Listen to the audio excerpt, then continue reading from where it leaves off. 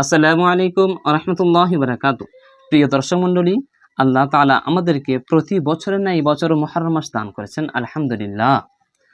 আর আল্লাহ তাআলা কোরআনের কারীমের মধ্যে বলেছেন, অমিনহা আরবাতুন হুরুম, অর্থাৎ 12টি মাসের মধ্য থেকে 4টি মাস বড় সম্মানিত মাস।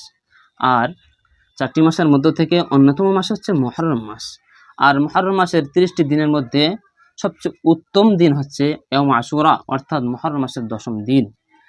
আর এই ব্যাপারে হযরত আবু কাতাদা রাদিয়াল্লাহু তাআলা আনহু থেকে বর্ণিত যে রাসূলুল্লাহ সাল্লাল্লাহু আলাইহি ওয়াসাল্লাম ইরশাদ করেছেন, আশুরার দিন রোজা আমি আল্লাহর নিকট আশা করি তা পূর্ববর্তী এক বছরের গুনাহ মুছে দেবে। সুবহানাল্লাহ। আল্লাহ নবী সাল্লাল্লাহু আলাইহি ওয়াসাল্লাম আশা করছেন, তাহলে সেদিনটা কত বড় গুরুত্বপূর্ণ দিন হতে পারে। আল্লাহ তাআলা আমাদের সবাইকে ইয়াউম আশুরার দিনে রোজা রাখার তৌফিক দান করুন, আমিন। হ্যাঁ, ইয়াউম আশুরার দিনে রোজা রাখার ব্যাপারে একটু মাসআলার দিকে খেয়াল রাখতে হবে ভাই। সেই মশলাটা হচ্ছে, ইয়াউম আশুরার দিনে একটা রোজা রাখা মাকরুহ, অর্থাৎ মুহররম মাসের 10 তারিখে একটা রোজা রাখা মাকরুহ। আর ইয়াউম আশুরার দিনে 2টি রোজা রাখা উত্তম, অর্থাৎ মুহররম মাসের 10 তারিখে একটা রোজা রাখা আর তার পূর্বে একদিন মিলিয়ে নেওয়া, অথবা তার পরের দিনে একদিন মিলিয়ে নেওয়া।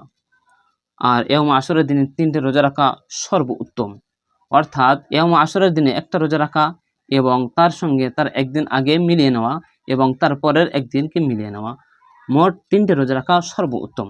আল্লাহ তাআলা আমাদের সবাইকে ইয়াউম আশুরার দিনে 3টে রোজা রাখার তৌফিক দান করুক, আমিন। ওয়া আখিরু দাওয়ানা আনিল হামদুলিল্লাহি রাব্বিল আলামিন। আসসালামু আলাইকুম ওয়া রাহমাতুল্লাহি ওয়া বারাকাতুহু।